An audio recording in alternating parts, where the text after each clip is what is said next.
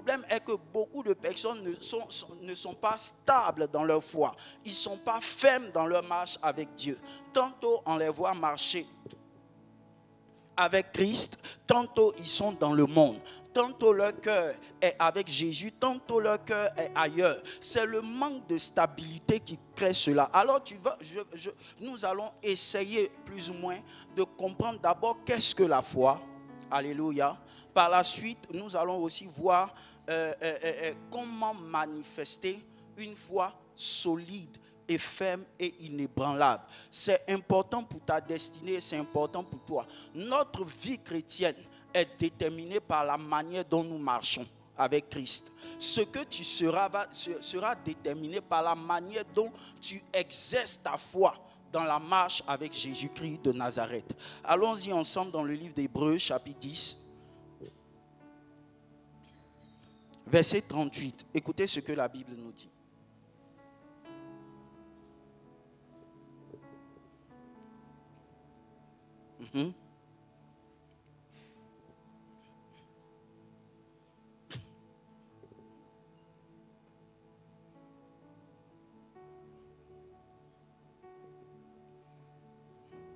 Et mon juste vivra par la foi. Mais s'il se retire, mon âme ne prend pas plaisir en lui. Écoutez, la Amen. Bible dit quoi? Mon juste, et c'est Dieu qui parle. Il dit mon juste va vivre comment? Par la foi. S'il se retire de la foi, mon âme ne prend pas plaisir en lui. Alléluia. Ça veut dire que dès l'instant où tu quittes la foi, tu es déshonoré ou bien tu es abandonné de Dieu. Alléluia. C'est-à-dire Dieu ne prend plus plaisir dans tes œuvres que tu fais. Pourquoi? Parce que tu as quitté la foi. Et il dit ici, mon juste va faire quoi? Il va vivre par la foi. Notre vie est une vie de foi. La vie chrétienne dans laquelle tu t'es engagé est une vie de foi. Tu obtiens toutes choses par la foi. Tu reçois les grâces et les promesses de Dieu par la foi. Tu ne peux pas vivre la vie chrétienne sans foi. C'est impossible. On ne vit pas la vie chrétienne avec son intelligence.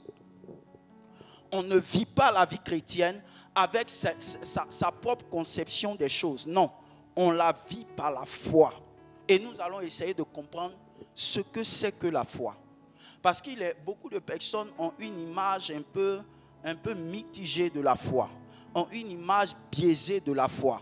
Alléluia. Certains pensent que la foi, c'est juste ta réflexion que tu as à la maison et tu dis non, je vais faire tel programme, je vais faire tel programme. Ça, ce n'est pas ta foi. Ce n'est pas la foi. Alléluia. La foi est définie clairement dans la Bible, dans le livre des Hébreux, chapitre 11, verset 1. Allons-y dans ce passage pour que tu puisses comprendre. Si tu comprends la foi, tu vas commencer à opérer dans le miraculeux. Si tu comprends la foi, tu vas commencer à exercer dans le domaine dans lequel Dieu t'appelle à exercer. Comprendre la foi est primordial. Comprendre la foi est fondamental. Comprendre la foi est nécessaire afin que tu puisses évoluer dans ta vie chrétienne et réussir tous les défis auxquels tu seras confronté. Alléluia. Allons-y. Or, la foi est une ferme assurance des choses qu'on espère, une démonstration de celles qu'on ne voit pas. La foi, la Bible définit ici la foi comme une ferme assurance. Certainement, tu connais ce verset. Alléluia. C'est une ferme assurance. Dans la définition, on dit ferme quoi? Assurance.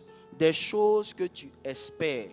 En fait, l'espérance ici n'est pas toi ton espérance. Vous savez, l'espérance dans laquelle nous sommes, il y a l'espérance des hommes. Les hommes souvent disent, non, tout va bien, ça va aller. Ça, c'est une espérance humaine. Alléluia. Elle n'a aucun fondement spirituel. Mais je vais y en venir.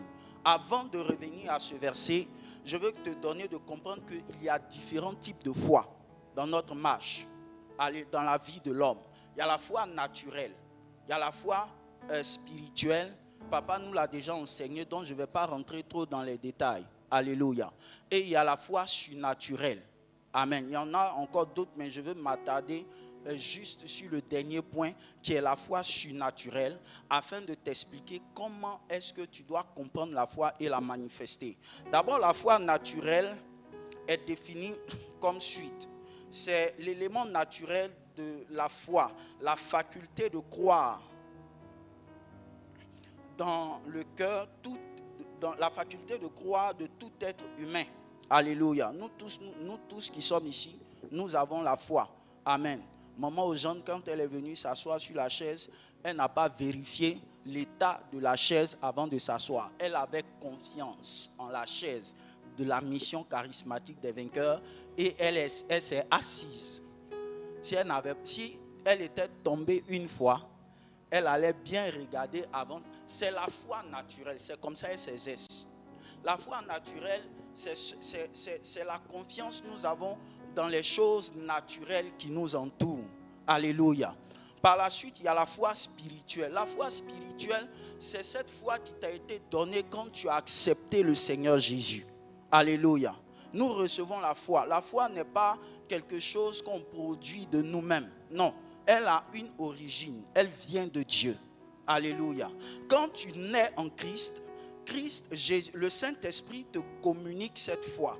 La preuve en est que personne d'entre nous là, nous qui sommes assis ici, nous n'avons pas accepté Christ de nous-mêmes. C'est le Saint-Esprit qui nous a convaincus, qui a parlé à notre cœur. Et pendant qu'il était en train de parler à notre cœur, il nous convainquait de péché et de jugement.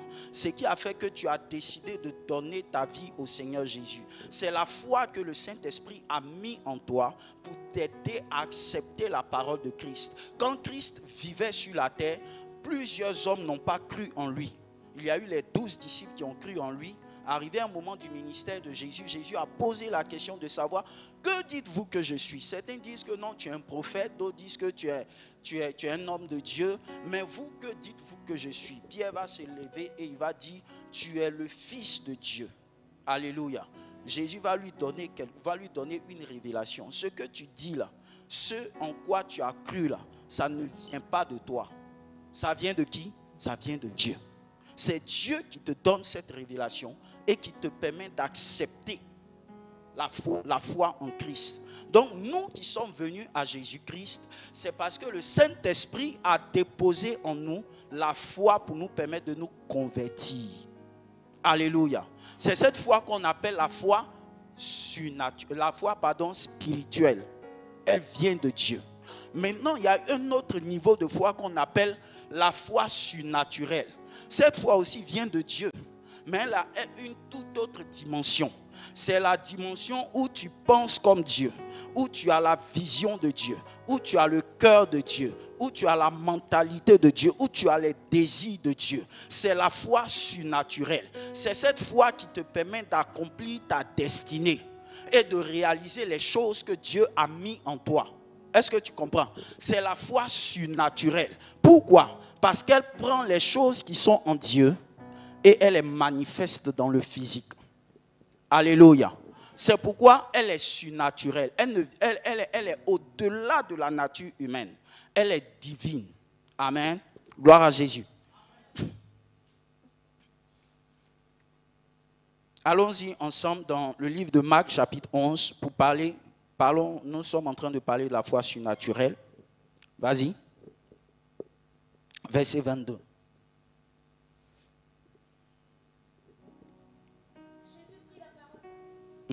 Jésus prit la parole et leur dit, ayez foi en Dieu. Je vous le dis en vérité, oui. Si quelqu'un dit à cette montagne, ôte-toi de là et jette-toi dans la mer, et s'il ne doute point en son cœur, oui, mais croit que ce qu'il dit arrive, il le fera s'accomplir. Il dit, ayez foi en Dieu. Dans d'autres versions, on dit, ayez la foi de Dieu. Alléluia.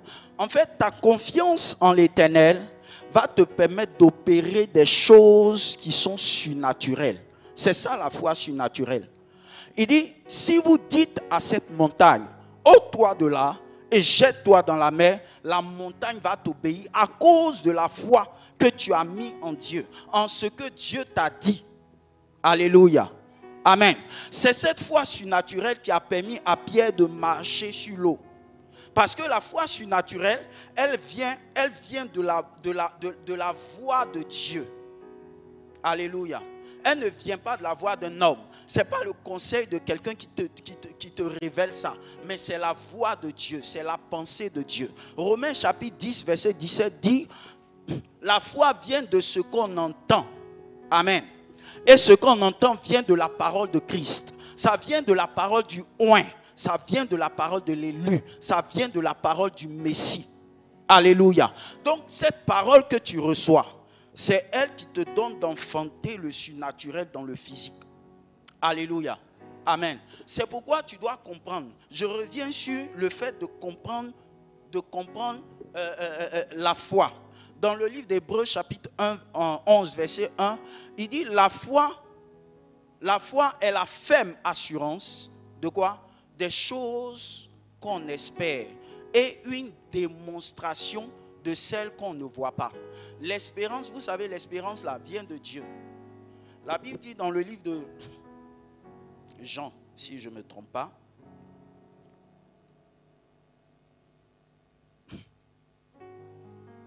pardon, de Colossiens chapitre 1, 27.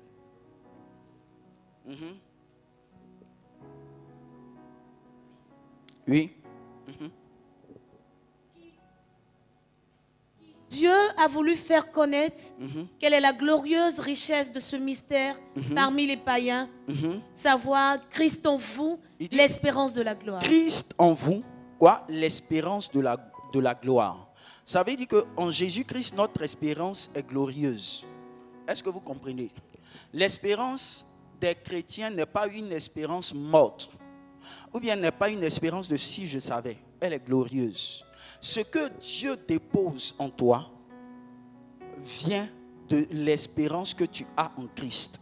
Est-ce que vous comprenez? L'espérance est divine.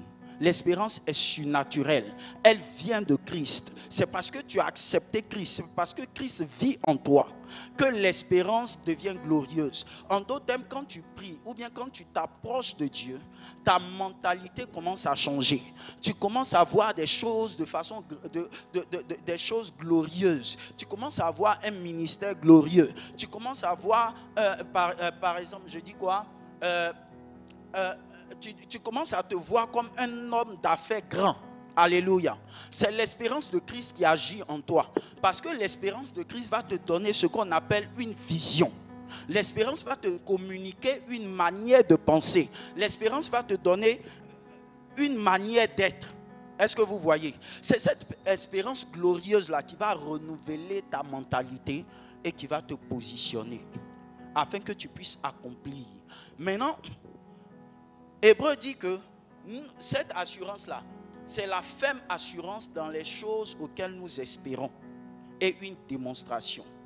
Dans la définition grecque du terme assurance, ferme assurance vient de hypostasie, qui signifie une garantie, qui signifie aussi une réalité, un titre de propriété, une fondation. Démontrer dans l'expression grecque, c'est elokos. Bon, voilà. Qui signifie preuve ou manifester la vérité. J'explique. Amen, c'est les mots un peu complexes. Hein. Voilà. Donc comprenez ça. Alléluia. Amen. Ce que je suis en train de dire, c'est quoi? C'est que la foi va dans le monde de Dieu. Amen. Si tu veux, la foi, c'est le fait de percevoir les choses que Dieu t'a déjà destinées dans ton esprit afin de l'emmener à l'existence dans le monde matériel. C'est pourquoi je dis que ce n'est pas une réflexion humaine. Ce n'est pas parce que tu t'es assis à la maison, tu as pensé comment réussir jusqu'à... Tu as trouvé point 1, point 2, point 3, que tu vas réussir. Alléluia. La foi, c'est tu vas chercher les choses. Quand on dit assurance, ferme assurance, qui veut dire un titre de propriété, ça veut dire que c'est quelque chose qui t'appartient. Est-ce que vous comprenez? C'est quelque chose qui t'appartient déjà. C'est pour expliquer en fait que notre Père est un Père responsable. Quand il a créé l'humanité, avant de créer l'homme, il a mis tout autour de lui. Il a créé les poissons, les arbres, c'est tout ce qui allait participer au bien-être de l'homme. Il a fait. Et puis à la fin, il a créé l'homme. De même, en tant qu'être spirituel qui est né en Christ, Dieu t'a déjà tout donné. Mais ça est où? Ça est dans ton esprit. Tout ce que tu as pour réussir se trouve dans ton esprit. Dieu l'a mis dans ton esprit. Pourquoi? Parce que Dieu ne communique pas avec notre âme ni avec notre chair.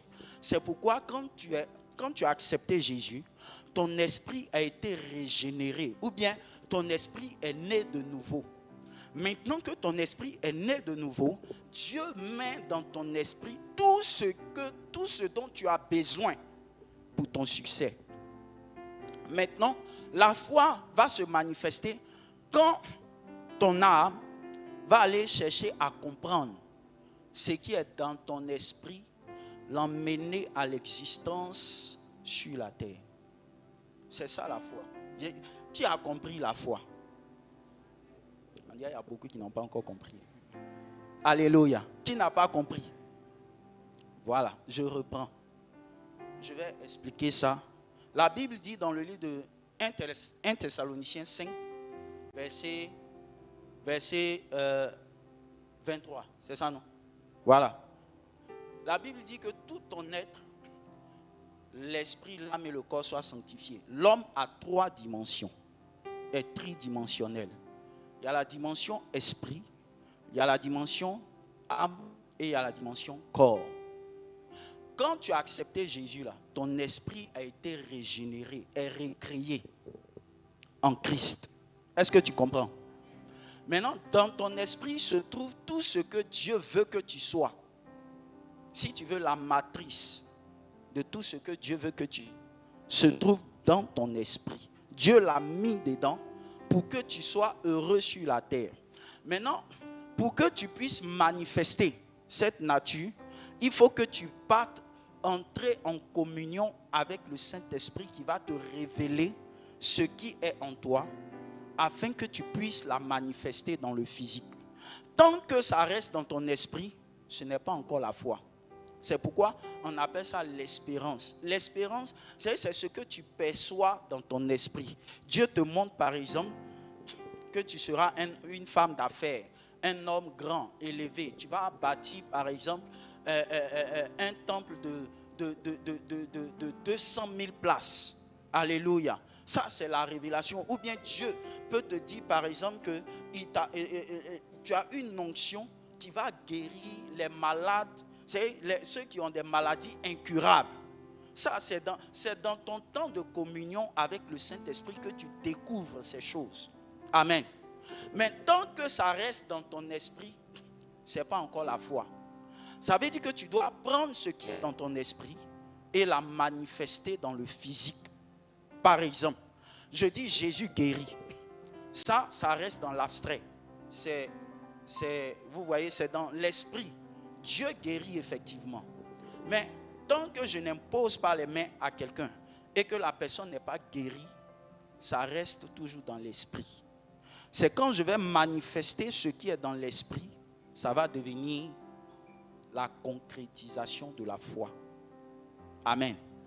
Qui comprend? Voilà, tu comprends la foi. Ça veut dire que dorénavant, tu dois aller chercher ce qui est dans ton esprit avec ta communion avec le Saint-Esprit afin de l'emmener à l'existence sur la terre. Quand la Bible dit que j'aime toujours ce verset, le monde attend avec un ardent désir la révélation des fils de Dieu, c'est parce que Dieu a mis quelque chose en toi, dans ton esprit, qui doit être révélé à l'humanité.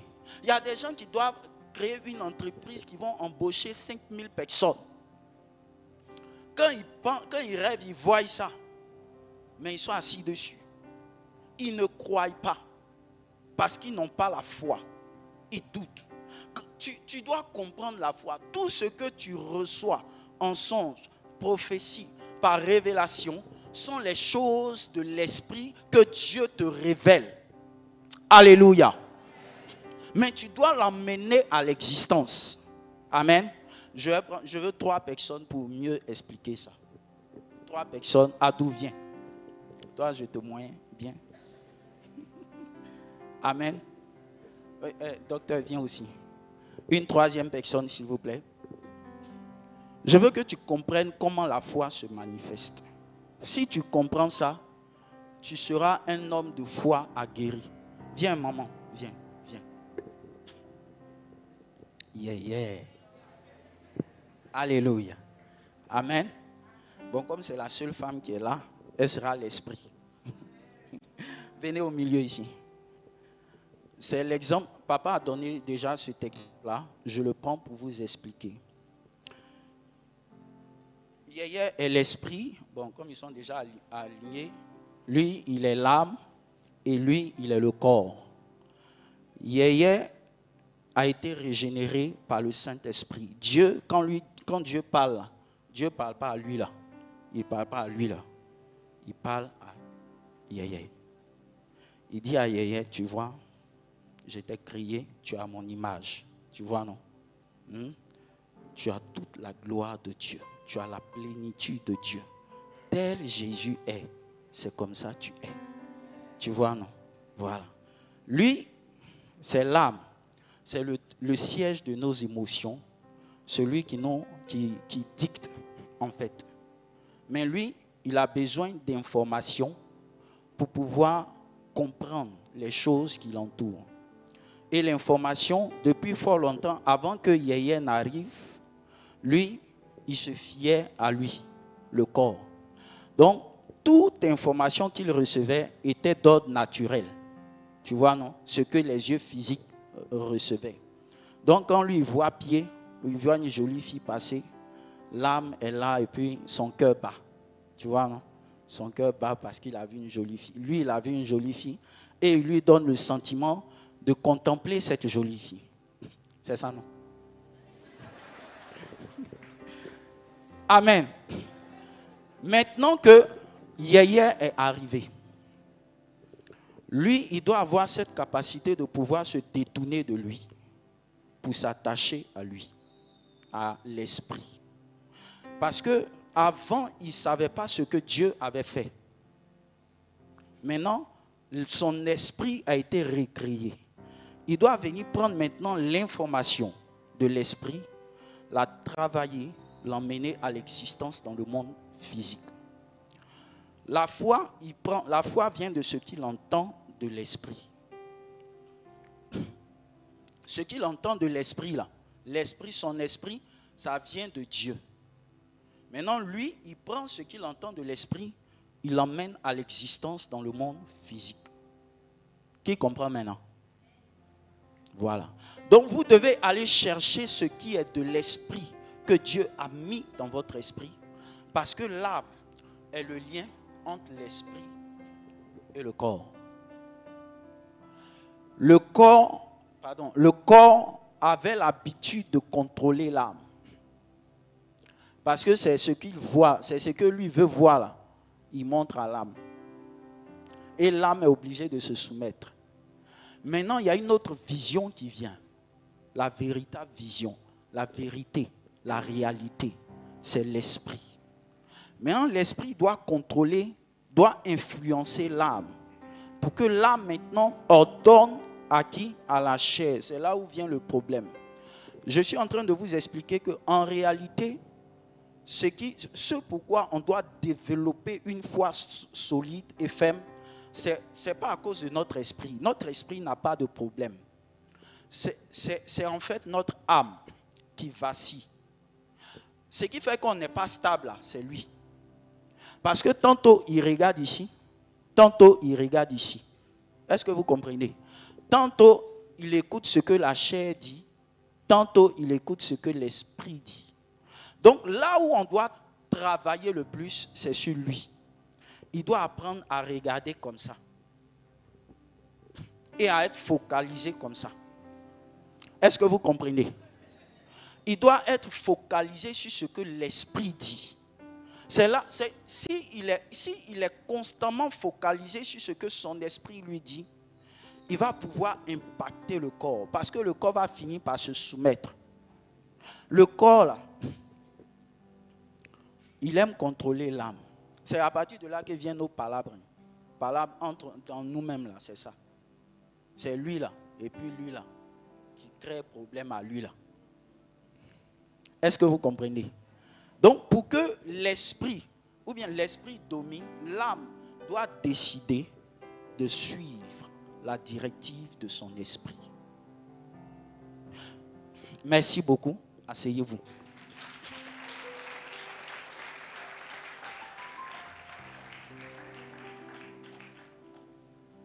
Je veux prendre quelques versets pour vous expliquer. Allons-y dans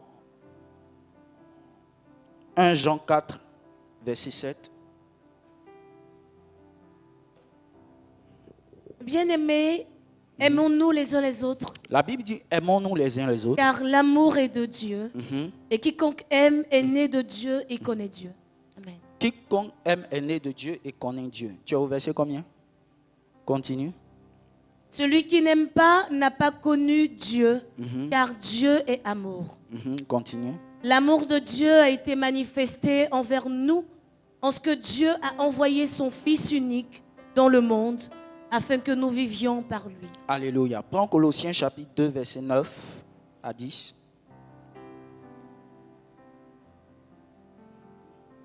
Car en lui habite corporellement toute la plénitude de la divinité. Continue. Vous avez tout pleinement en lui. Alléluia. La Bible dit quoi? Nous avons tout pleinement en lui.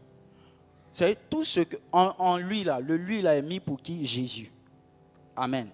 On dit en lui habite corporellement toute la plénitude de Dieu. Vous savez? Et puis on nous dit par la suite, nous avons tout en lui. Ça veut dire que tel Jésus est, c'est comme ça que tu es. Mais tu l'es comment? Dans ton esprit. Ça doit se matérialiser dans ton corps physique.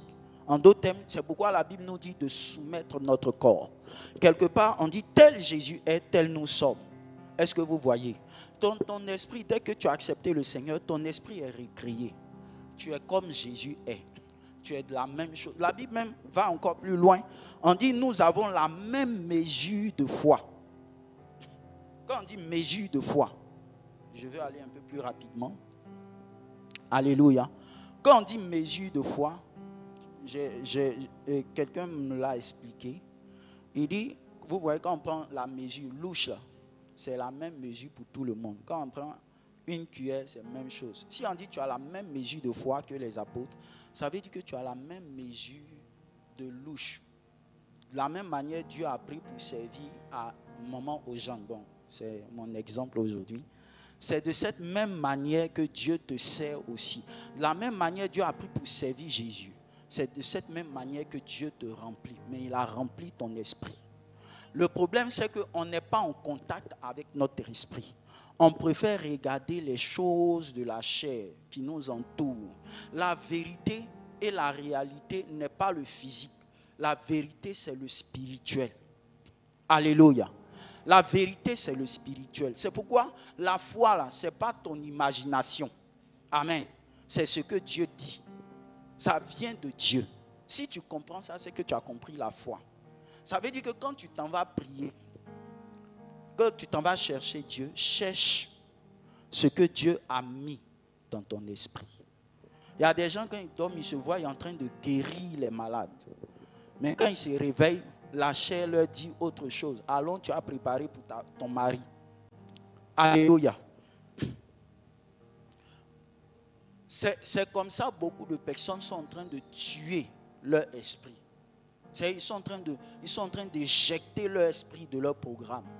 Alléluia. Il y a des gens qui doivent intervenir d'une manière extraordinaire dans le monde, qui ont la solution de beaucoup de problèmes dans le monde parce que Dieu a mis ça en eux. Mais ils sont en train de perdre le temps dans la chair. Alléluia. C'est pourquoi tu dois comprendre que pour entrer dans la foi, regarde ce que Dieu a mis en toi.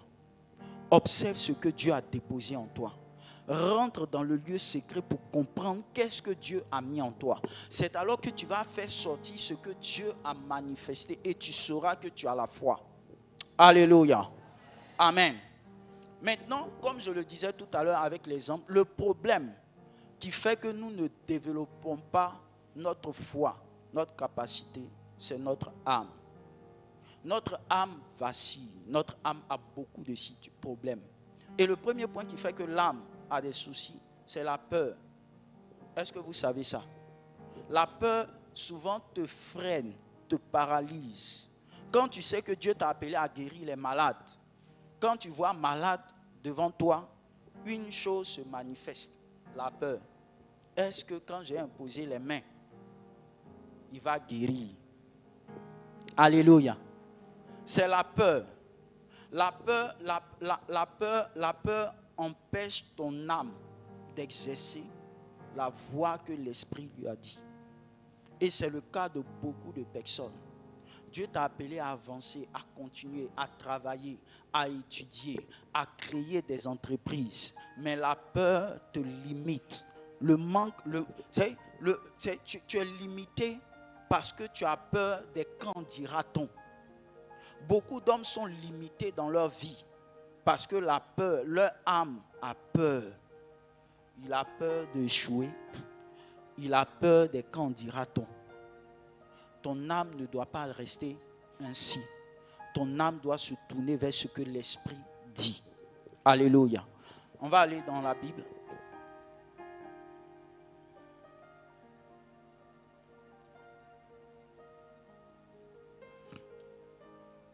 Allons-y dans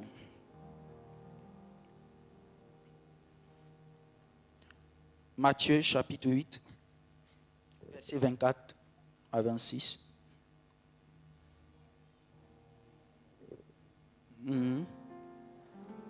Et voici, il se leva sur la mer une si grande tempête que la barque était couverte par les flots. Et lui, il dormait. Vous connaissez cette histoire, papa en a prêché le dimanche passé. Vas-y, continue. Les disciples s'étant approchés, le réveillèrent et dirent, Seigneur, sauve-nous, nous périssons. Il leur dit, pourquoi avez-vous peur, gens de peu de foi? Alléluia. Vous voyez, dans ce verset, ça me donne de comprendre que affaire de peu de foi, là, ce n'est pas parce que ta foi est petite, hein. C'est parce que ton âme s'est détournée de l'esprit. Amen. Pour regarder à quoi? À la chair. Ou bien aux choses naturelles. Les disciples étaient dans une barque. Il y avait des flots. Quand on dit flots de la mer, là, ce n'est pas les petites vagues de Port-Boué, là. Ce n'est pas ça. Non. C'est vagues. Eux-mêmes, c'est des pêcheurs. Vous les voyez. C'était des grands pêcheurs. Bon, c'est pêcheurs. Voilà. C'était des grands pêcheurs. Eux, ils battaient en eau profonde et ils avaient l'habitude d'affronter ce genre de vagues. Mais ce jour-là, c'est que c'était un autre type de vague qui était manifestée. Ça provoquait en eux la peur.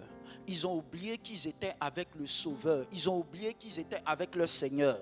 Alors Jésus va leur dire, hommes de peu de foi, pourquoi avez-vous peur? La peur te paralyse. La peur te fait oublier que Jésus est avec toi. Alléluia. La peur t'éloigne. Vous voyez, la peur te sépare de la foi en réalité. C'est pourquoi tu dois comprendre que tu ne dois avoir peur de rien sur la terre des hommes. Amen. Dieu a dit, ne craignez pas ceux qui peuvent tuer le corps seulement. Craignez celui aussi qui peut tuer l'âme. C'est pourquoi dans ta vie chrétienne, dans ta marche chrétienne, n'aie jamais peur. Alléluia. Si tu dois aller affronter pour l'évangile des pygmées, comme on le dit souvent, des gens qui on dit eux c'est des mangeurs d'hommes, que Dieu t'envoie, va. Parce que le Dieu qui t'envoie sait comment il va changer leur destinée. Alléluia. Amen. Si l'esprit te pousse à entreprendre, entreprends, n'aie pas peur. Pourquoi? Parce que Dieu sait comment il va amener cette entreprise à une dimension internationale. Alléluia. Et je vois ça sur ta vie. C'est pourquoi ne t'assois pas. N'aie pas peur. Lève-toi et avance selon la voie du Saint-Esprit. Alléluia. Ne laisse pas la peur te paralyser. Alléluia. Autre chose qui nous empêche, c'est l'incrédulité. De développer notre foi ou de l'emmener à une dimension ferme. Vous savez, l'incrédulité, c'est le doute. Amen. Quand tu ne crois pas, tu doutes. Et le doute, là, moi j'appelle ça la parole de Satan. Amen. De la même manière, la Bible dit que la foi vient de ce qu'on entend. et ce que tu entends vient de la parole de Christ, le doute vient de ce que tu entends et ce que tu entends vient de la parole de Satan. Alléluia. Amen. C'est pourquoi si tu comprends, tu ne dois pas t'aligner dans l'incrédulité. Tous ceux qui ont marché dans l'incrédulité, Dieu les a vomis. Alléluia. Tu dois garder la foi. Tu dois demeurer ferme dans la puissance de Dieu. Parce que l'Éternel qui t'appelle et qui te révèle ces choses est capable de t'emmener plus loin. Regardez Jean-Baptiste. Je parle de Zacharie. Alléluia. Quand il était dans la présence de Dieu, l'ange est venu lui dire que ta femme qui est ménopausée va avoir un enfant. Il n'a pas cru. Alléluia. Il a été frappé. C'est tellement que Dieu lui voulait accomplir sa mission, il a frappé de sourd-muet. Alléluia. Il est devenu sourd et il est devenu muet parce qu'il ne pouvait pas parler. Parce que s'il parlait, il allait détruire la parole de Dieu. Et puis encore, Dieu a fait ça aussi afin qu'il soit convaincu que c'est Dieu qui est en train de lui parler. Parce que c'est quelqu'un qui parle et puis un coup comme ça, Dieu te parle et puis on dit on t'est frappé de sourd-muet. Et puis tu deviens sourd et tu deviens muet. Tu es convaincu que c'est Dieu qui t'a parlé. Amen. Ton âme est convaincue. Quand c'est comme ça, tu ne peux pas trop parler. Tu attends que Dieu te délivre. Alléluia. Parce que si Dieu le laissait comme ça, il allait aller détruire ce que Dieu a fait. L'incrédulité va t'empêcher de réaliser ce que Dieu veut faire. C'est pourquoi, regarde, ta foi doit être stable. Ne laisse pas l'incrédulité venir s'installer en toi. Non. Tu dois croire en Dieu. Tu dois mettre ta foi en Dieu. Ta foi doit être ferme dans les choses que Dieu t'a dit. Alléluia. Que ce soit pour ton ministère, que ce soit pour ta destinée, que ce soit pour ce que tu dois accomplir ou avoir. Aie foi, parce que celui qui a parlé, il est fidèle pour l'accomplir dans ta vie. Alléluia. Si Dieu a parlé, Dieu n'est pas un homme pour mentir, ni un fils de l'homme pour se repentir. Mais ce qu'il a dit, il accomplira certainement dans ta vie. Aie foi. Aie foi, que ta foi soit inébranlable. Alléluia. Autre aspect. L'hésitation. Je vais citer ça entre autres. Prenons ensemble Matthieu chapitre 14.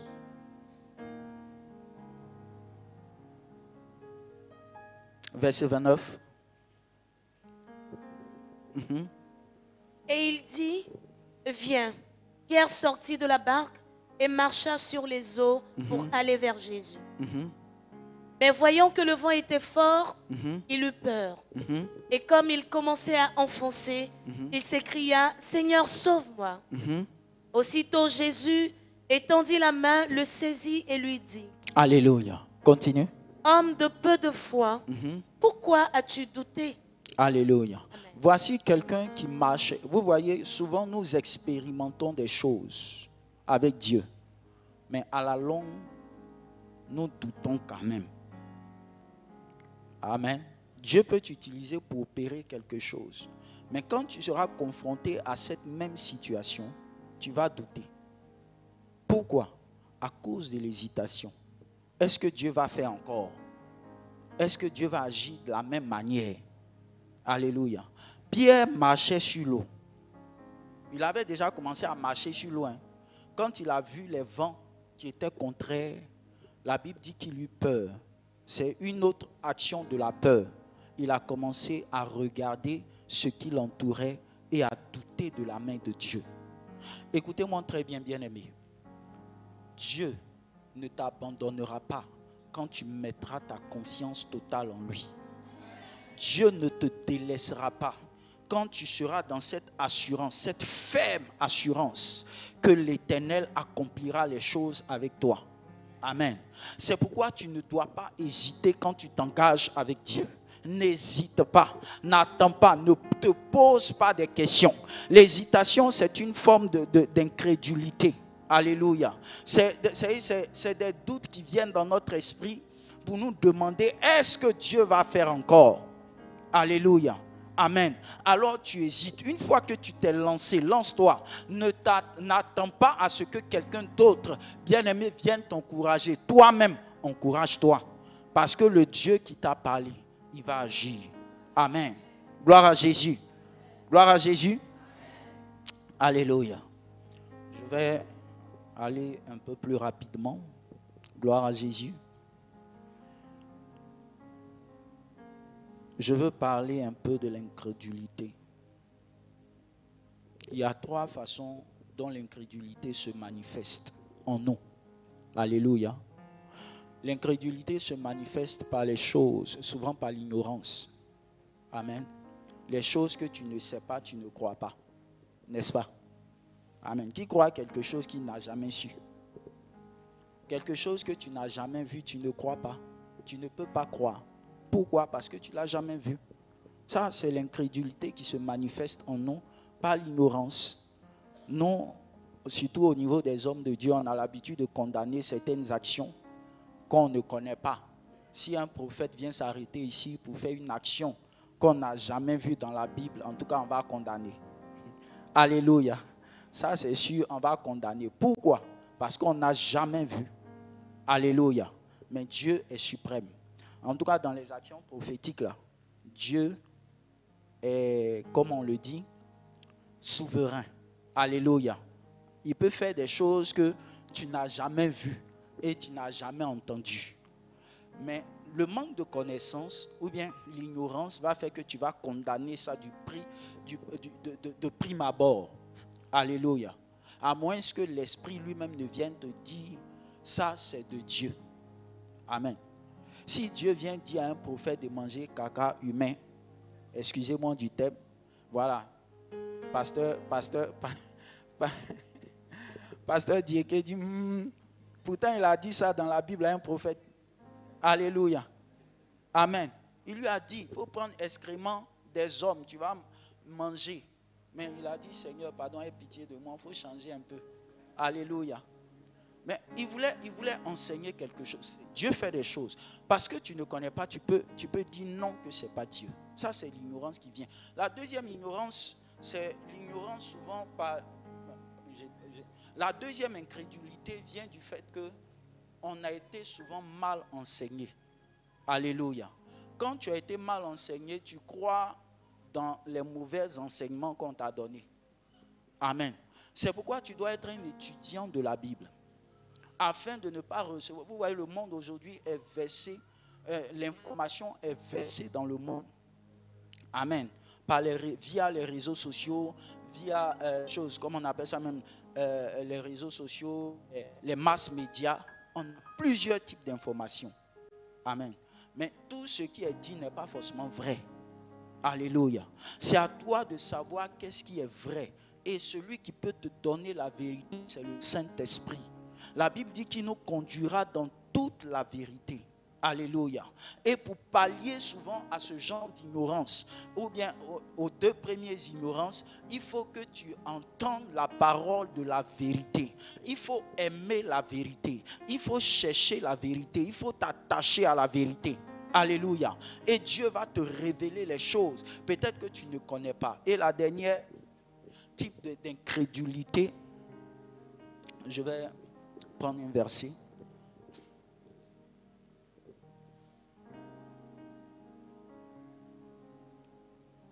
Avant de prendre le verset, ce dernier type d'incrédulité, c'est nos sens, le naturel. Alléluia. Amen. Vous savez, tout ce qu'on voit et tout ce qu'on sent, nous les considérons plus. Mais souvent, ce que tu vois et ce que tu sens n'est pas forcément vrai. Amen. Quand Jésus dit que tu es guéri, tu peux sentir des symptômes. Amen. Mais il faut croire en la parole qui a été dite. C'est pourquoi la Bible dit que nous ne marchons pas selon la vue, mais nous marchons selon la foi.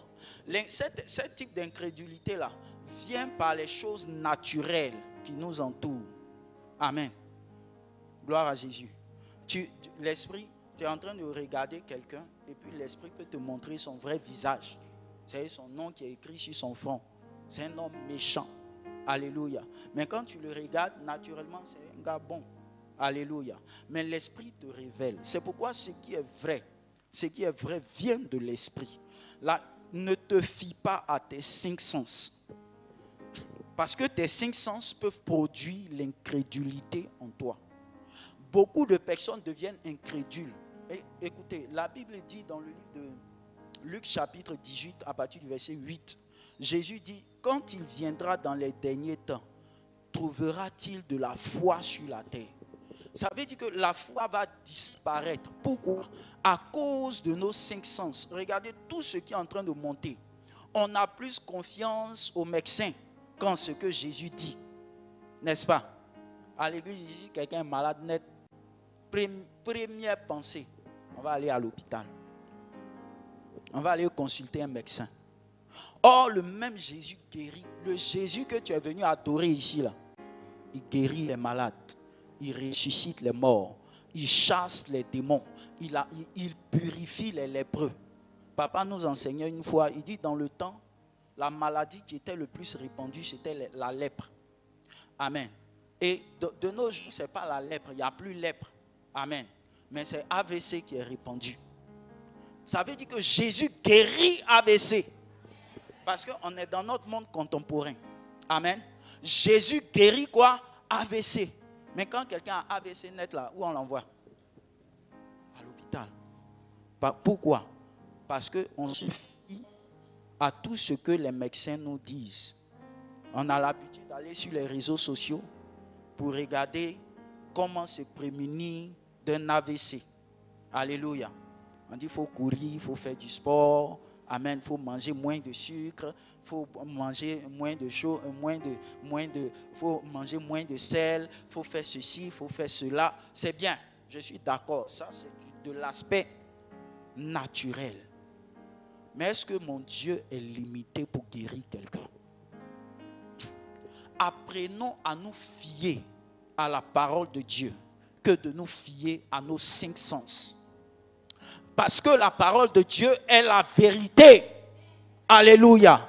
Bien-aimé, quand tu vas comprendre que ta foi doit être mise dans la parole de Christ et dans ce que Dieu dit, tu vas commencer à exercer dans le surnaturel. Amen. Gloire à Jésus. C'est pourquoi tu ne dois pas te laisser guider par l'incrédulité. Tout est fait dans le monde aujourd'hui pour nous empêcher de croire. Je vous assure, tout est fait pour nous empêcher de croire. On est tous dans l'abstrait, dans les choses qu'on ne voit pas. On sait de tête, mais on ne vit pas dans l'expérience de Christ. Tu dois vivre par la foi, parce que le juste vit par sa foi. Dans tous les domaines de ta vie, la foi surnaturelle dont nous parlons s'exerce quand tu rentres en contact avec Dieu. Elle s'exerce quand tu comprends la pensée de Dieu pour ta vie. Aucune maladie ne peut arrêter quelqu'un qui est dans le surnaturel, qui a la foi surnaturelle de Dieu. Et c'est ce que Jésus dit. Il dit, si vous avez la foi comme un grain de sénévé, vous allez dire à cette montagne, ôte-toi et jette-toi dans la mer, et la montagne va vous obéir. Quand Jésus parlait là, souvent nous les prédicateurs, on veut essayer d'atténuer. Vous voyez, non, d'atténuer l'expression de Dieu. On veut dire non, Dieu ne parlait pas réellement d'une montagne. Amen. C'est une image que Dieu prend. Dieu, Jésus, c'est vrai que souvent Jésus parle en parabole. Mais quand il parlait ici à ses disciples, il parlait de la montagne qu'il voyait. Alléluia. Ce n'est pas tes problèmes. Non, ce n'était pas problème. C'était une véritable montagne qui était là. Alléluia. Nous, on est trop dans les interprétations. Amen. Jésus parlait réellement d'une montagne. Pourquoi? Parce que Jésus venait de sécher un figuier qui était verdoyant. Hein. Il n'était pas encore sec pour dire il tendait vers la mort. Le figuier était verdoyant. Quand il a commandé, le lendemain, il a séché jusqu'aux racines. Et Jésus explique que rien n'est impossible à celui qui croit. Tu dois croire. Ne laisse pas l'incrédulité de ce monde entrer dans ta vie. Alléluia. Parce que Jésus t'a appelé à exercer une mission de foi, à révéler au monde qui est le Dieu véritable. Dieu se communique par la foi. C'est nous qui sommes appelés à susciter la foi dans le monde. Mais nous-mêmes, on ne croit plus. Si un mort, on te pose un mort ici, tout de suite, on va penser au cimetière. Alléluia. C'est ce sur quoi on va penser. Parce qu'on est limité dans notre esprit. La foi est en train de disparaître. La foi est en train de perdre son efficacité. La foi est en train de mourir. Quand Jésus envoyait ses disciples, il leur disait, allez, prêchez la bonne nouvelle. Guérissez les malades. Ressuscitez les morts. C'était dans leur, comment on appelle ça? Dans leur ordre de mission. Alléluia. Ressusciter mort, ça fait partie de l'ordre de mission des pasteurs. Alléluia. Amen. Guérir les malades, ça fait partie de l'ordre de mission des pasteurs. Mais on ne guérit pas simplement, on guérit par la foi. On ressuscite par la foi. Et cette foi est en train de disparaître. La foi est en train de partir. Parce qu'on est trop dans les sens humains. Alléluia. Changeons. Gloire à Jésus. Je finis par les conditions dans lesquelles il faut avoir une foi solide. Je veux parler un peu de ça rapidement avant d'en venir au fait de comment. Nous devons avoir une foi solide devant le diable. Amen. Ta foi doit être ferme quand tu es devant Satan. Vous savez, le diable a cette manie de te faire peur. Est-ce que vous savez ça? En réalité, il n'est rien. Je vous assure, le diable n'est rien. Mais il a cette manie de te faire peur et de te faire croire qu'il est quelque chose. En tout cas, il peut être quelque chose devant ceux qui ne croient pas, ceux qui n'ont pas accepté Jésus. Mais devant toi, il n'est rien. Pourquoi? Parce que Jésus l'a vidé de toute substance. Est-ce que tu comprends? Jésus qui est en toi, la Bible dit dans le livre de Colossiens, j'aime trop ce verset, quand je dois prier pour quelqu'un, c'est ce verset-là que je lui donne. Colossiens 2, 15, 14 à 15. 15, il dit, il a dépouillé les dominations. Amen. Et les autorités, et il les a livrées publiquement en triomphant d'elles à la croix. Jésus les a vaincus. Il est puissant peut-être au dehors, mais quand toi tu es là, il n'est pas puissant. Alléluia. Quand toi tu es là, il n'est pas puissant. C'est pourquoi la Bible dit, résistez au diable avec une foi, comment? 1 Pierre 5, 9.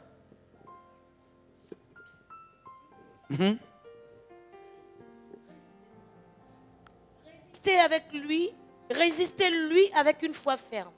On dit de résister au diable avec une foi ferme. Sachant que les mêmes souffrances sont imposées à vos frères dans le monde. Amen. Le diable vient éprouver ta foi. Quand Satan veut atteindre quelqu'un, c'est ta foi, il teste.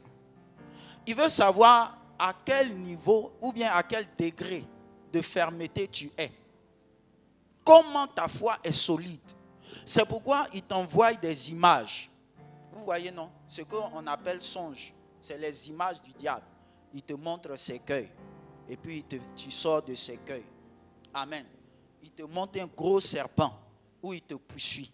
Effectivement, j'ai fait un songe une fois où j'avais vu un gros serpent comme ça dans le songe. Et j'ai eu peur.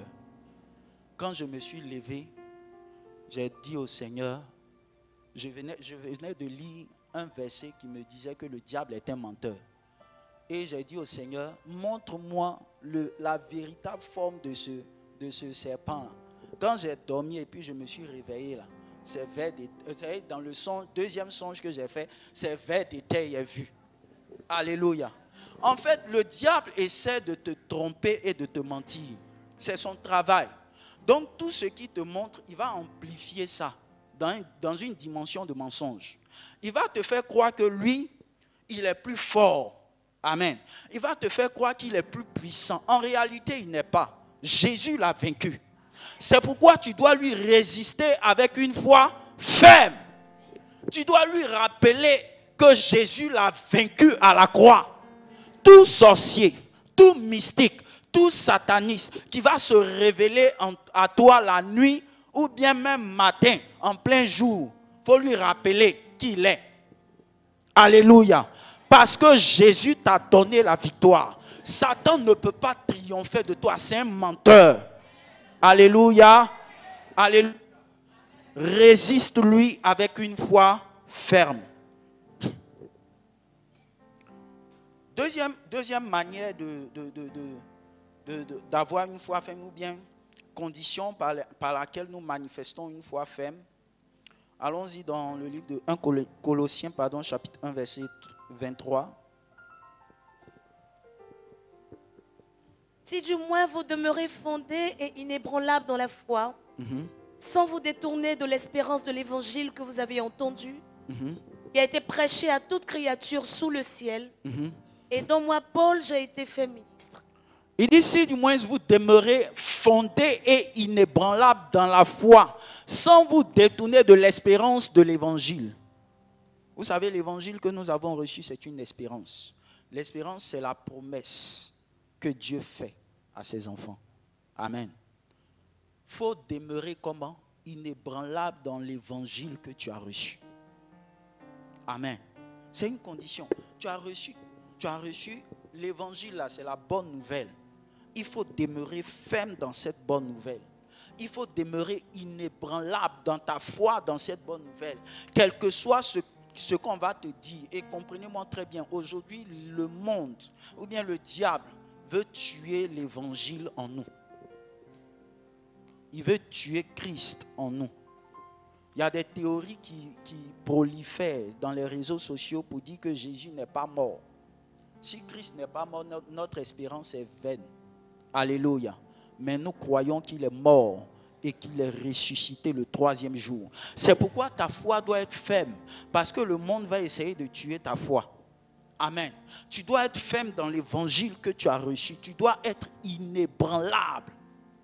C'est quand quelqu'un vient te dire que Jésus n'est pas mort, il faut lui dire tu es un menteur. Moi, le Jésus en qui je crois qu'il est mort avec moi. Il est ressuscité aussi avec moi. Il est monté au ciel avec moi. Il est assis à la droite de Dieu avec moi. Je le crois, je le croirai aujourd'hui, je le croirai demain et rien ne pourra me détourner de cette foi.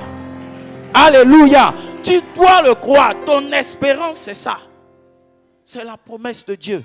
Tu dois être ferme et inébranlable. Alléluia.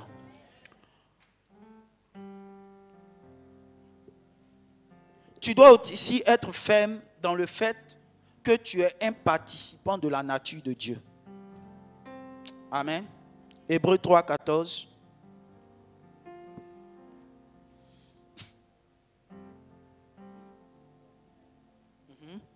Car nous sommes devenus participants de Christ, pourvu que nous retenions fermement jusqu'à la fin l'assurance que nous avions au commencement. Il dit, pourvu que tu retiennes jusqu'à la fin. Retenir, c'est garder, c'est conserver, c'est tenir ferme, c'est ne pas abandonner. Regarde, Dieu veut que tu n'abandonnes pas. Dieu veut que tu ne te délaisses pas. C'est que tu ne te décourages pas. Ne laisse rien t'emmener à abandonner la main de Dieu. Ne laisse rien t'emmener à abandonner cette nature que tu as. Quand je vous vois, je vois des enfants de Dieu, des personnes qui ont la nature de Dieu, des personnes qui sont bénies en Christ, des personnes qui sont de la même image et selon la ressemblance de Dieu. Ne laisse pas le diable te dire le contraire. Amen. Il y a des gens qui ont des complexes d'infériorité. Amen. Pourquoi? Parce que Satan a réussi à casser leur morale. Ne laisse pas quelqu'un te dire que tu ne seras pas béni. Tu es béni parce que celui qui est en toi est béni. Alléluia. Gloire à Jésus. Comment développer une foi ferme? Excusez-moi.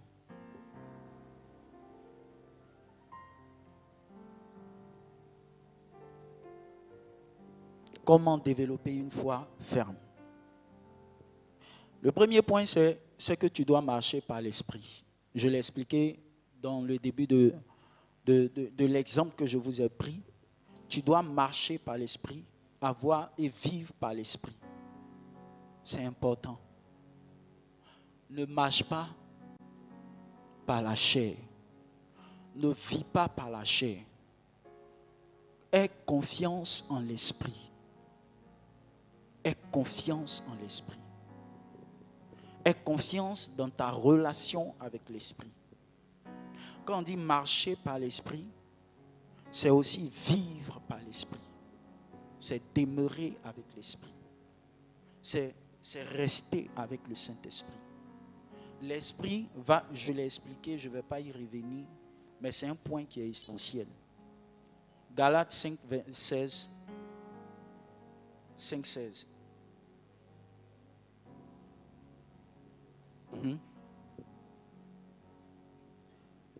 Je dis donc, marchez selon l'esprit et vous n'accomplirez pas les désirs de la chair.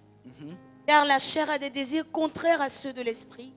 Et l'esprit en a de contraires à ceux de la chair. La Bible dit que marchez par l'esprit et vous n'accomplirez pas les désirs de la chair. Et la Bible dit par la suite que la chair a des désirs qui sont contraires. Ce qui fait que on n'est pas, si vous voulez, on ne développe pas une foi ferme. C'est parce qu'on marche soit par l'esprit, soit par la chair. Mais la Bible dit que les deux sont opposés, afin que vous ne fassiez point ce que vous voudriez. C'est un choix. Ton âme doit faire le choix de t'engager avec le Saint-Esprit, avec l'Esprit. Tu dois faire le choix de marcher par l'Esprit, de vivre, d'écouter l'Esprit et d'appliquer, d'emmener ce que l'Esprit te dit à l'existence dans la vie physique, dans la réalité. Alléluia. C'est ça le secret. L'un de ces secrets, il faut que tu marches par l'esprit. Il faut que tu vives par l'esprit. Il faut que tu t'attaches à l'esprit. Amen. Allons-y dans Romains 8. À partir du verset 10. Et si Christ est en vous, le corps, il est vrai, est mort à cause du péché, mais l'esprit est vie à cause de la justice. Oui, continue. Et si l'esprit de celui qui a ressuscité Jésus d'entre les morts habite en vous, si l'esprit de celui qui a ressuscité Jésus d'entre les morts habite en vous, celui qui a ressuscité Christ d'entre les morts rendra aussi la vie à vos corps mortels par son esprit qui habite en vous. Ton corps mortel par l'esprit qui habite en toi. Amen. Oui, continue. Ainsi donc, frères, nous ne sommes point redevables à la chair. Nous ne sommes point redevables à la chair. Pour vivre selon la chair. Pour vivre selon la chair. C'est-à-dire que tu ne dois rien. À partir d'aujourd'hui, il faut comprendre que tu ne dois plus rien à ta chair. Alléluia. Tu n'es pas redevable à ta chair. Tu ne dois pas te soumettre à ta chair. Continue. Si vous vivez selon la chair, vous mourrez. Écoutez, la Bible dit que quand tu vis par la chair, tu fais quoi? Tu meurs. La chair va apporter... Si tu décides de vivre dans ta chair, c'est selon ton corps et selon les désirs de ton corps, ça va te conduire à la mort. Dans ce passage, il y a deux tendances. Soit tu décides de vivre par la chair et tu descends dans la tombe, ou soit tu décides de vivre par l'esprit et tu es élevé. Alléluia. Quelle est la décision que tu prends maintenant? Continue. Mais si par l'esprit vous faites mourir les actions du corps, vous vivrez. Ça veut dire qu'il y a une solution pour tuer la chair. Amen. C'est de vivre par l'esprit. Il faut que tu t'habitues ou bien tu t'exerces à marcher par ton esprit. Il faut que tu t'exerces à vivre par ton esprit. Il faut que tu t'exerces à écouter la voix du Saint-Esprit et à la manifester dans ta vie. C'est un travail. La foi, c'est de l'espérance à la démonstration. C'est un travail. Ne pensez pas que ça se manifeste du tic au tac. Non. Il y a le travail que ton âme va chercher. Ton âme fait. Ton âme va chercher l'information et la travaille pour que ton corps se soumette à cette information. Amen. Donc tu dois faire mourir les désirs de la chair en te soumettant aux désirs de l'esprit. Continue, ma responsable. Car tous ceux qui sont conduits par l'Esprit de Dieu sont fils de Dieu. Alléluia. Amen. Tous ceux qui sont conduits par qui? Par l'Esprit sont fils de Dieu. Tu veux être un fils de Dieu. Laisse-toi conduire par l'Esprit. Laisse le Saint-Esprit t'orienter, révéler la nature de Dieu qui est en toi. Tu vas commencer à déployer, à développer toute la foi de Dieu en toi. Amen. Merci. Le deuxième point, c'est que nous devons demeurer dans la parole de Dieu. Pour développer une foi ferme, il faut être attaché à la parole de Dieu. Il faut être ancré dans la parole de Dieu. Vous savez, nous croyons beaucoup à tout ce qui nous entoure. Un ami peut venir te dire, mon frère, j'ai trouvé un nouveau médicament. Médicament assez puissant. Quand tu prends tout ton corps, là, le mal, tout ton corps devient en bonne santé. Amen. Ou bien tout le mal en toi disparaît. Quand ton ami te dit ça automatiquement, tu dis, médicament là, c'est où? Amen. On perd cette capacité de croire en la parole de Dieu. On peut mettre la parole de Dieu à côté pour croire au conseil des autres. Or, la parole de Dieu la parole de Christ est un conseiller pour nous. Alléluia. Là, dans la parole de Dieu, je le dis et je le répète, il y a tout ce dont nous avons besoin. Tout est dedans. Tout ce que Dieu veut te communiquer se trouve dans sa parole. C'est pourquoi tu dois avoir une foi inébranlable dans la parole de Dieu. Mettre ta confiance, la lire, la méditer, jour et nuit. Alléluia. L'étudier. Il faut que tu t'asseyes et que tu prennes des points. Qu'est-ce que Dieu veut dire ici? Qu'est-ce que Dieu veut me révéler? Qu'est-ce qu'il veut m'apprendre? Aujourd'hui, on a des générations qui ne reflètent pas la gloire de Dieu parce que peu de personnes s'attachent à la parole. On crée ce qu'on appelle une communion entre nous. Amen. Mais on écarte la parole. Ce qui doit être le lien de cette communion doit être la parole de Dieu. Quand on devient des amis dans la présence de Dieu, ce qui doit nous pousser à agir, c'est la parole de Dieu. La génération d'aujourd'hui ne cherche pas à déployer toute la puissance de Dieu. Pourquoi? Parce qu'on crée des clans. C'est des clans qu'on a juste pour s'encourager, pour assouvir nos besoins. Non, lui là, c'est mon gars. On a les mêmes désirs, on a les mêmes choses. Mais ce qui fonde même la vie chrétienne est ôté. Alléluia. Or, ce qui fonde la vie chrétienne, c'est la parole. Ça veut dire que quand on s'assemble, l'une des choses qui doit être révélée, c'est la parole. Quand on te pipe à la maison, tu dois citer la parole. Quand tu te réveilles, ton premier réflexe, c'est la parole. Ton esprit doit être attaché à la parole. Tu dois aimer la parole. Tu dois serrer la parole dans ton cœur. Tu dois la méditer. Tu dois la pratiquer. Tu dois la vivre. C'est en cela que la parole devient une réalité. On ne vit pas. Beaucoup de chrétiens ne vivent pas selon la parole. Ce n'est pas normal. Nous tous, on est nés par la parole. On est devenus enfants par la parole. La Bible dit à tous ceux qui l'ont reçu, à tous ceux qui ont cru en son nom, elle leur a donné le pouvoir de devenir des enfants de Dieu. Tu es né par la parole. Tu es devenu enfant de Dieu par la parole. Pourquoi t'écartes-tu de la parole? Pourquoi te sépares-tu de la parole? Pourquoi ne donnes-tu pas une importance primordiale à la parole? Alléluia.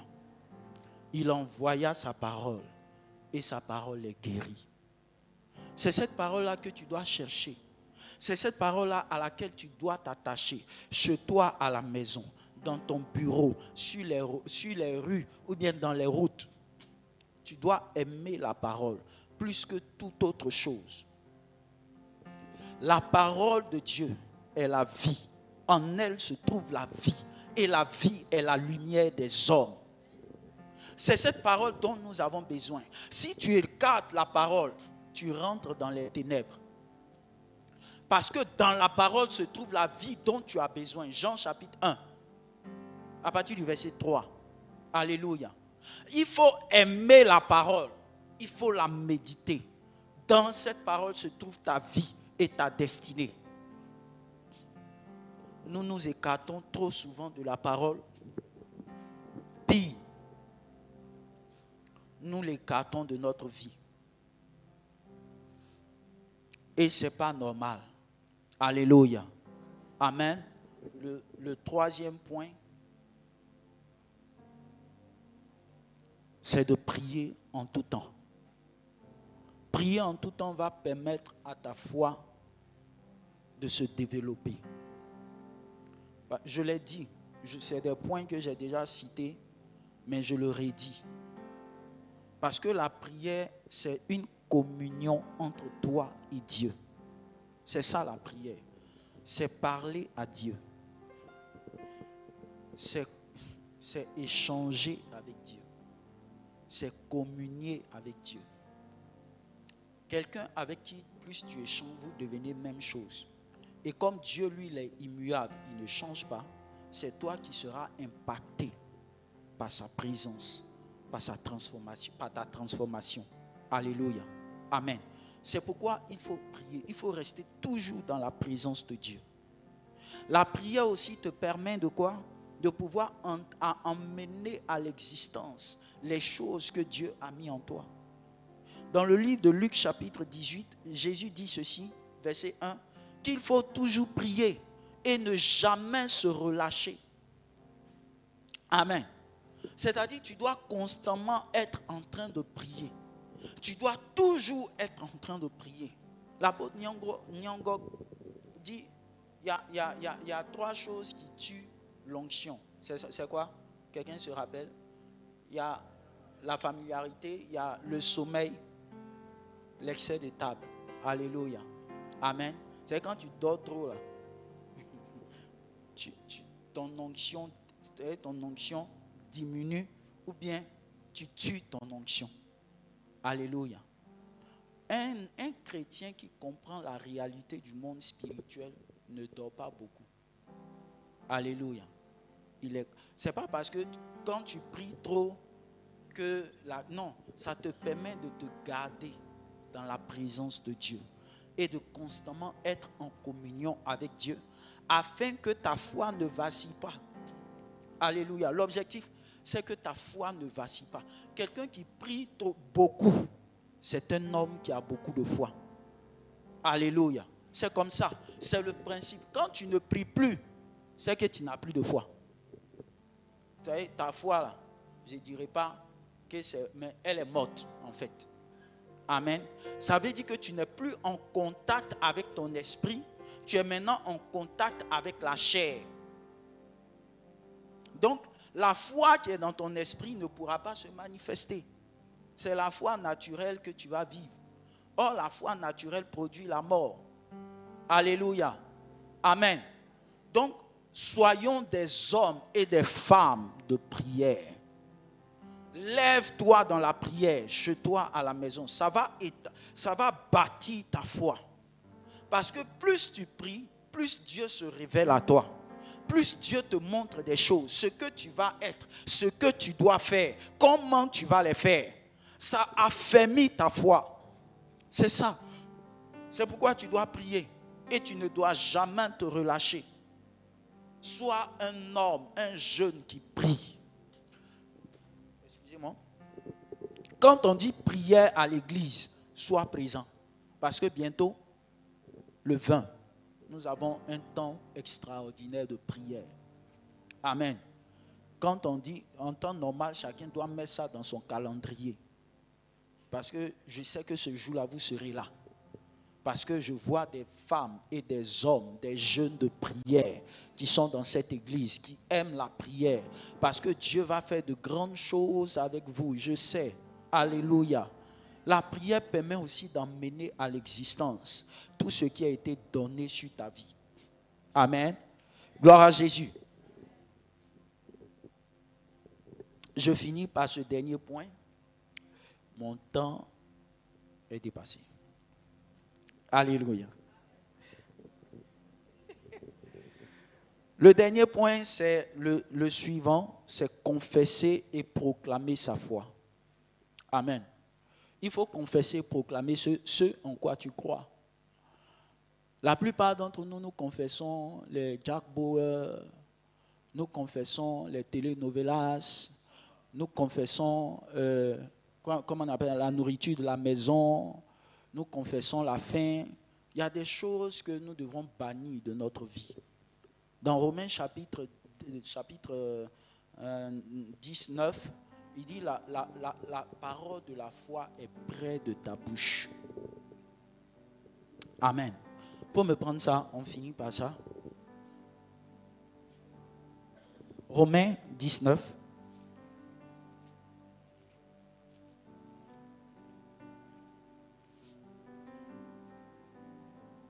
Mm-hmm. 9. Mm-hmm. Romains chapitre 10.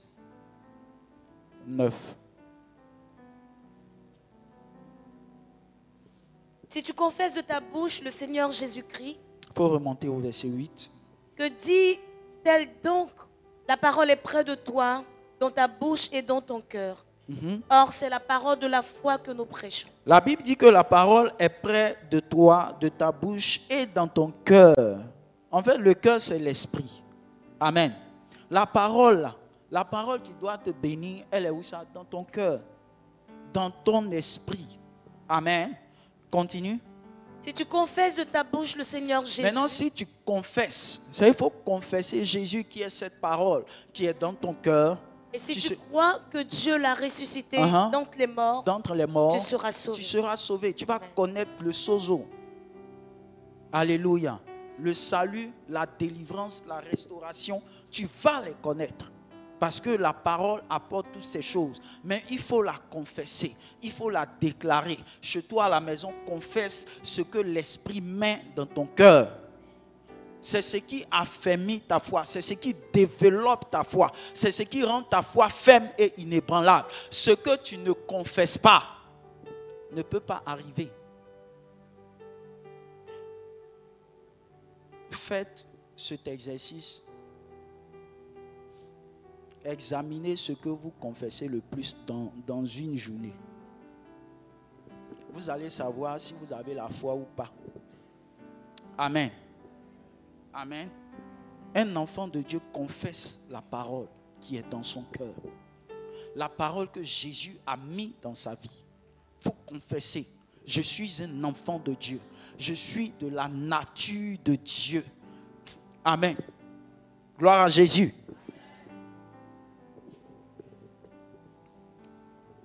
Amen. Voici un peu comment est-ce que tu peux développer une foi ferme et inébranlable.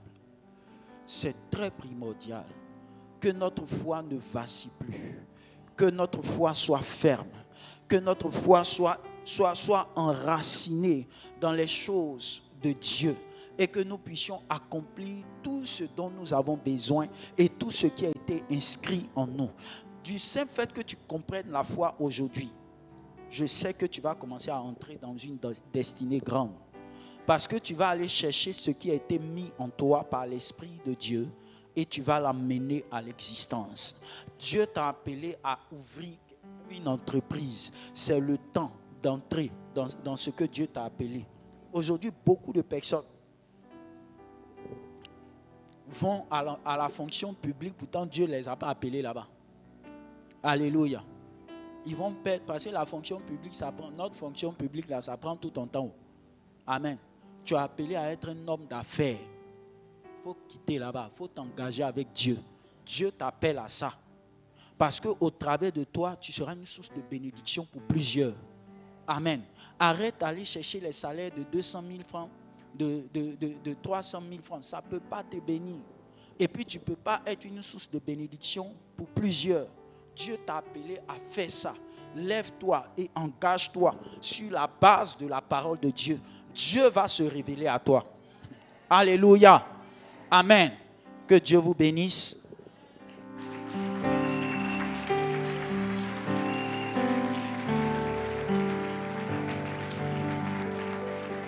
Gloire à Jésus. Je veux prier pour quelques personnes et nous allons clore le culte. Je veux prier pour tous ceux qui sont malades. Amen.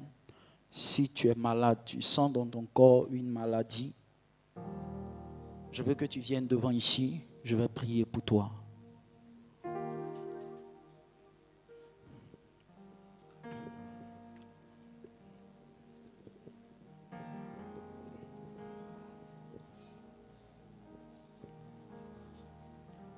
Celui qui guérit, c'est Jésus. Et tu sais déjà, je t'ai déjà expliqué la foi. Amen. Et je sais que Jésus va te guérir aujourd'hui.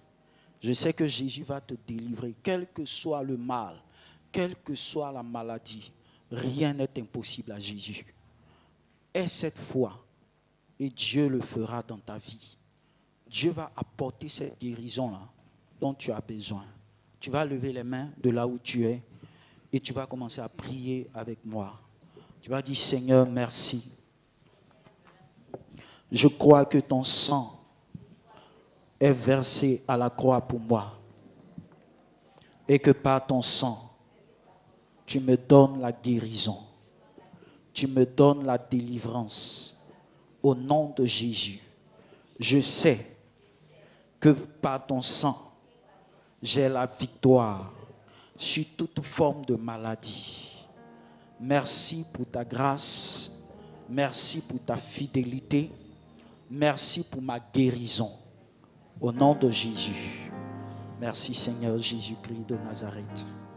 Merci Saint-Esprit. Toute maladie dans son corps est vaincue au nom de Jésus. Maintenant tu es guéri. Tu es guéri. Tu es guéri au nom de Jésus. Tu es guéri. Tu es guéri. Tu es guéri. Saint-Esprit, merci. Merci Saint-Esprit.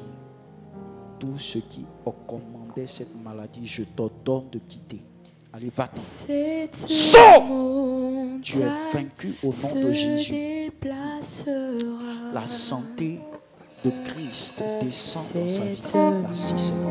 Merci Seigneur. Se déplacera. Cette montagne se déplacera. Brise!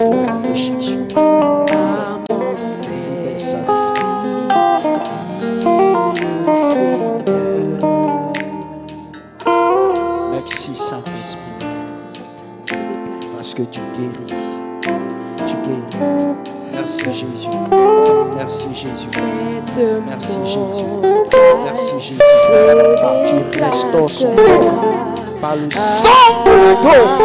Son côté abaissé dans son corps est brisé au nom de Jésus. Saint-Esprit, tu le rétablis par mon Père. Tu rétablis son corps au nom de Jésus. Ce n'est ni par le fort. Merci La puissance, la puissance, mon esprit, Merci Jésus de Nazareth. Parce que tu es la puissance, la puissance, au nom de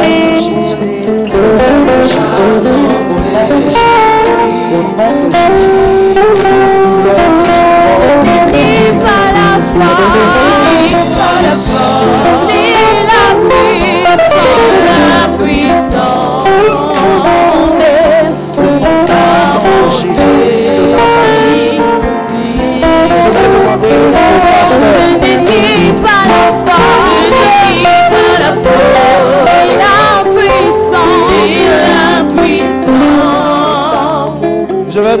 pasteur de venir, on va prier ensemble. Parce que, voilà, venez, on va prier pour eux ensemble. Jésus est puissant pour les guérir. Cette montagne se déplacera. Cette montagne se déplacera. Cette montagne se déplacera. Par mon esprit, cette montagne se déplacera. Cette montagne se déplacera.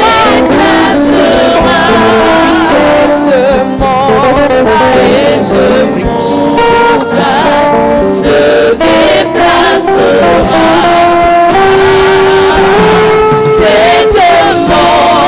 montagne se déplacera. Mon esprit dit le Seigneur. Oh oui, cette montagne se déplacera. Se déplacera. Cette maladie te quittera. J'appelle le feu, j'appelle le feu. Se déplacera. Cette maladie te quittera.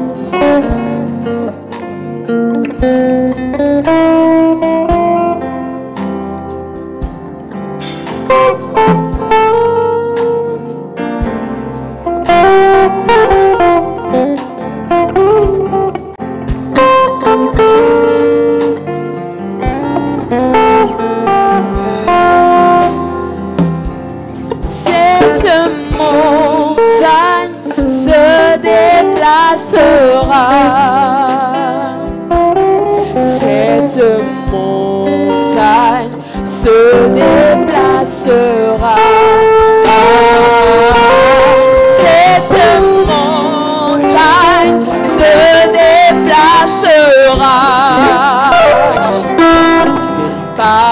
douleur ressentait à sa hanche, je commande à cette douleur de quitter sa vie. Cette montagne se déplacera. Cette montagne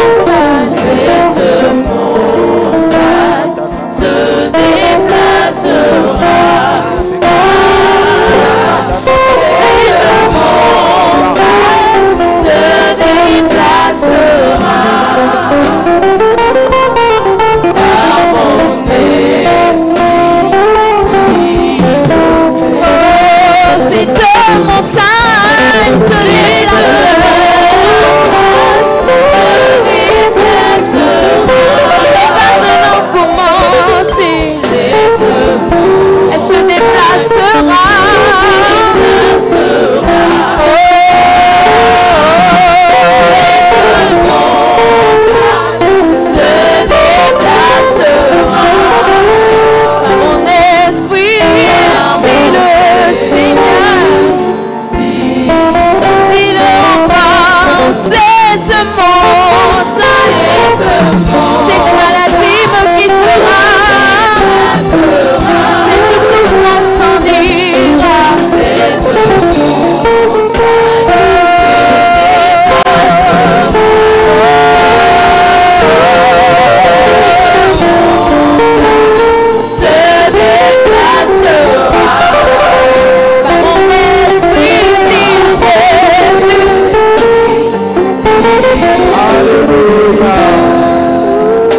Jésus.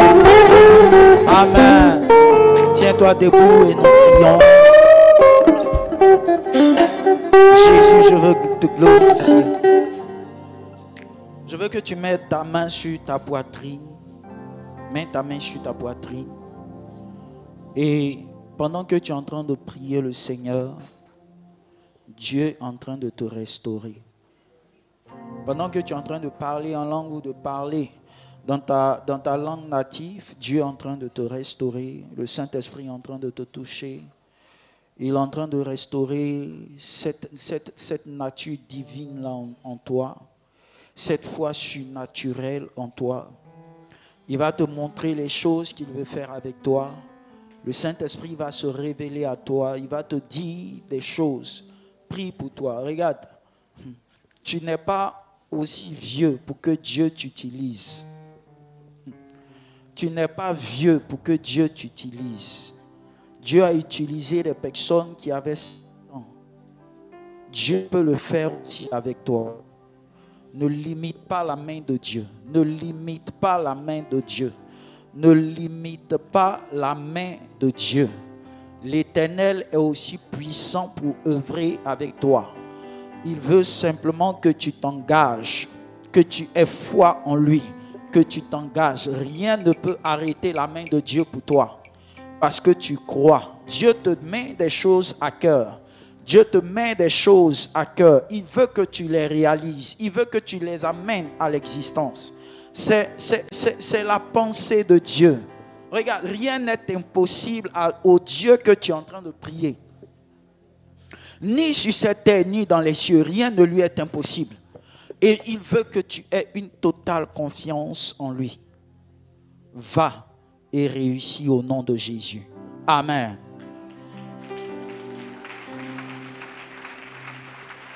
Tu vas prendre ton offrande.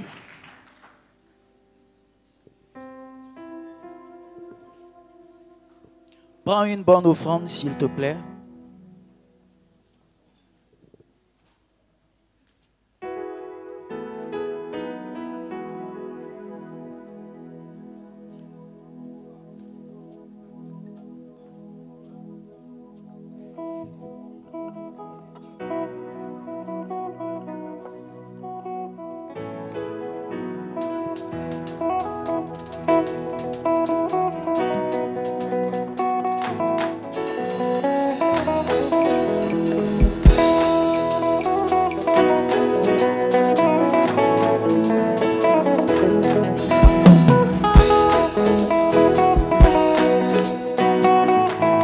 Nous suivons les consignes du service d'ordre.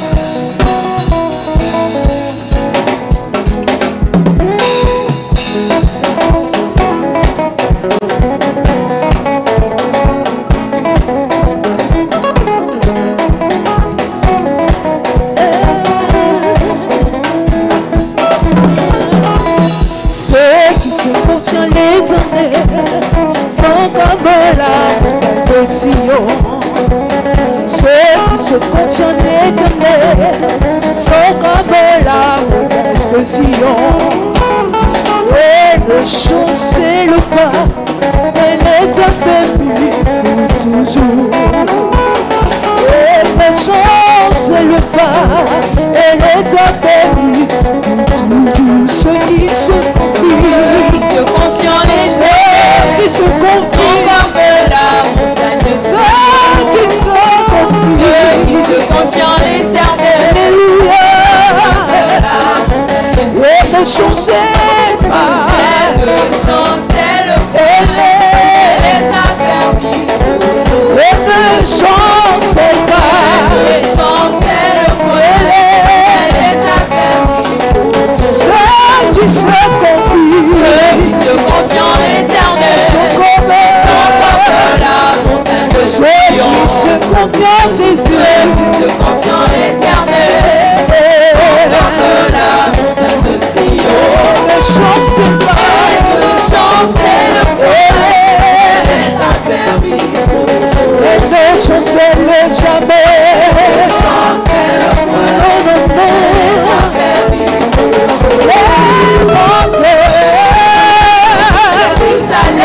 Voici l'Éternel entoure son peuple. Montagne entoure Jérusalem. Voici l'Éternel entoure son peuple. Montagne entoure Jérusalem. Voici l'Éternel entoure son peuple.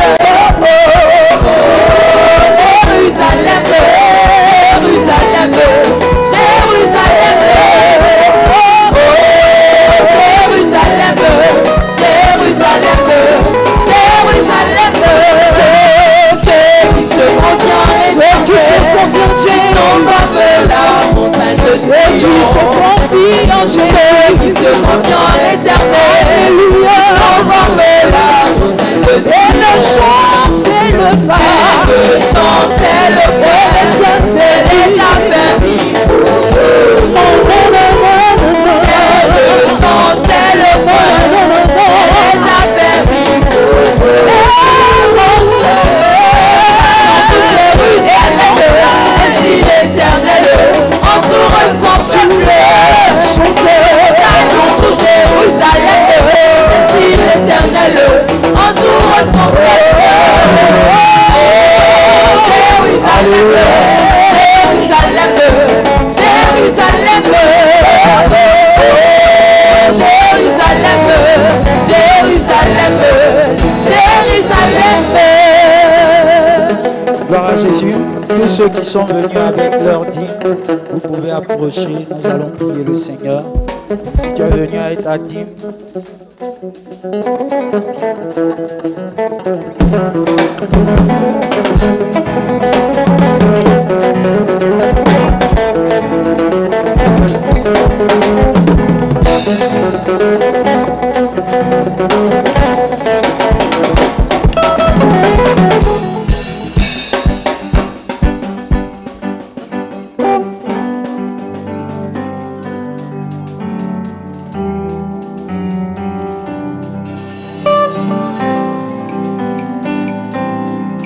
alléluia. Tendez vos mains. Merci, groupe musical. Tendez vos mains, nous prions. Jésus, nous te glorifions et nous te bénissons. Voici tes enfants qui apportent dans